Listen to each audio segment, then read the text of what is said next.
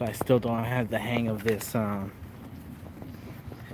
YouTube live situation going. So I wasn't sure if it was gonna come on or if it was gonna wait till 8:30.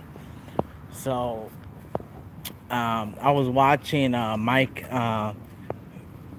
Figueroa, I believe his name is, from the Humanist Report, and he's actually one of my favorite YouTubers to watch. I'd probably put him up with in my top 5, to be honest, when it comes to like just YouTubers that reap the news, have different perspectives from the center to left, center to left, sometimes social democratic left. So we really don't have too many voices on the radical left. Probably the most radical voice right now, and I wouldn't even consider him radical, is Richard Wolff. And after Richard Wolff, because he's a Marxist economist or Marxian economist, it'd have to be Jimmy Dore, in my opinion. Jimmy Dore is really kicking ass, and he's just a pleasure to watch. He's funny, and he keeps up with the news and gives a proper perspective, mostly. I don't think he's a Marxist Leninist, so obviously I disagree with some of his points, but at the end of the day, we're never going to agree 100% on everyone's perspective. So that being said, on the Humanist Report, Mike mentioned something that I ended up clicking on, and essentially I got a lot of feedback on the comments. So I said, you know what, let me go ahead and try to make a quick video and explain why I said that. So, and the comment that he made was that in the segment, I should link it actually below. I don't know how to exactly to do that, but maybe I will try to see how I do that.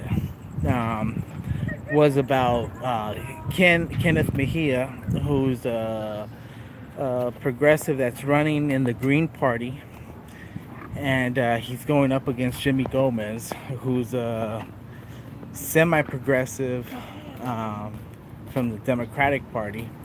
And just to cut to the chase,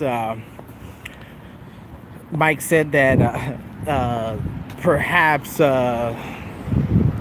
Kenneth Mejia victory from the Green Party would be bigger than Alexandria Ocasio-Cortez. So I definitely disagreed with that. So then I went ahead and made a comment, got a lot of pushback. So the reason I say that is I decided to come up with 5 reasons why I have that point, that perspective. So the first one is that the reason why the victory wouldn't be bigger than Alexandria Ocasio-Cortez's, is that it goes against the Bernie plan.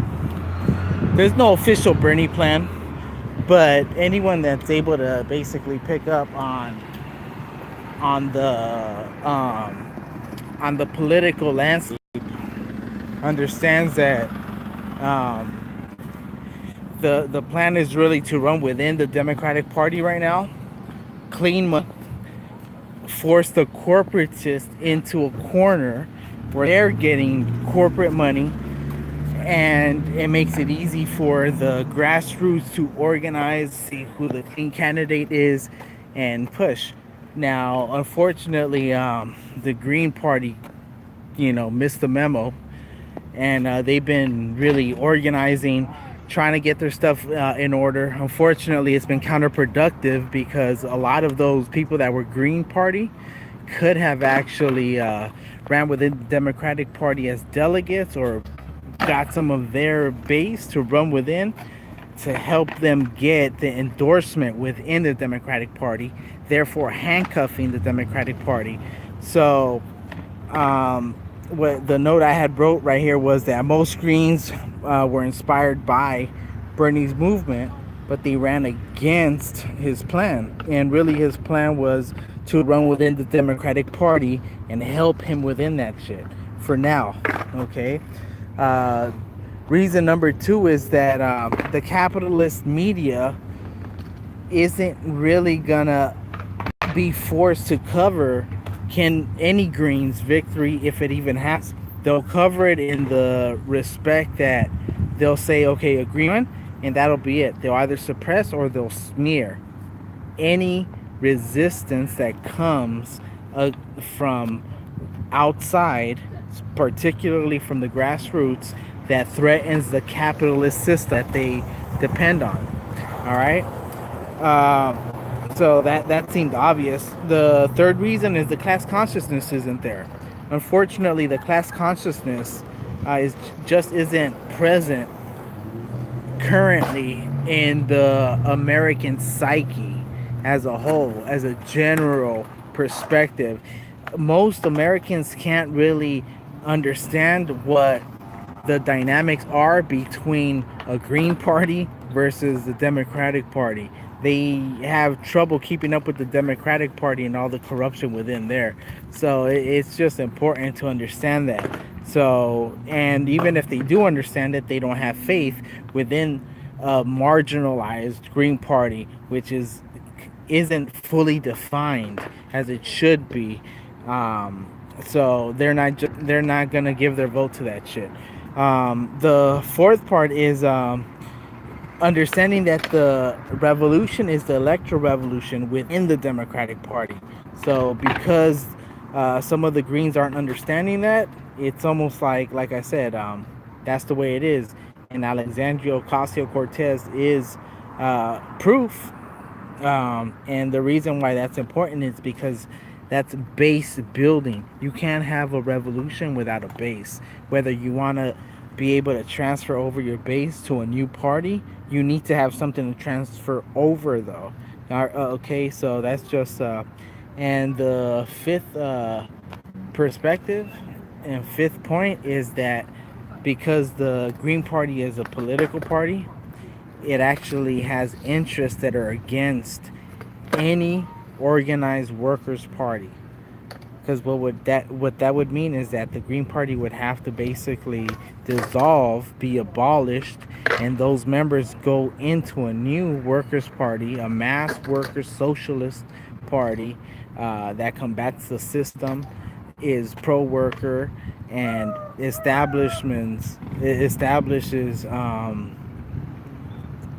pathways for a capitalist transition into a socialist reality.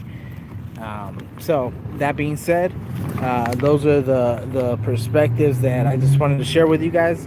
And that being said, I hope Ken wins. I mean, I want the most progressive people to win always, and but we have to be realistic. We have to understand what the landscape is. You know what I mean? And cool. Well, to revolutionary socialist victories always.